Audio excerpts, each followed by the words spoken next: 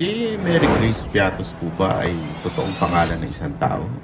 Si Mary Grace Piatos ay masasagot doon sa impeachment trial. Sa kanyang pinakabagong programang Ibalik ang Tapang at Malasakit, direktang sinagot ni Vice President Sara Duterte ang mga akusasyon hinggil sa paggamit ng kanyang confidential funds. Ayon sa pangalawang Pangulo, ito ay ginamit sa mga proyektong may kaugnayan sa national security.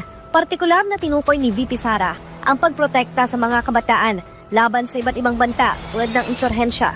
Matatandaang naging mainit ang usapin noong 2023 matapos ibulgar sa pagdinig sa Kamara ang paggastos ng 125 million pesos sa loob lamang ng 11 araw noong December 2022.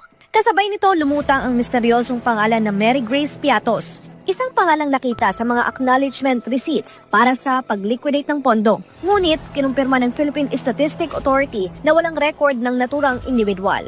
Binigyan diin din niya na ang mahigpit na pagtuligsa ng Makabayan Block sa pondo ay bunsod ng takot ng mga rebelde sa intelligence operations laban sa recruitment ng NPA. Mababatid na ang issue ng confidential funds ang isa sa mga pangunahing basihan laban kay Vice President Sara Duterte para sa impeachment complaint sa mababang kapulungan ng Kongreso.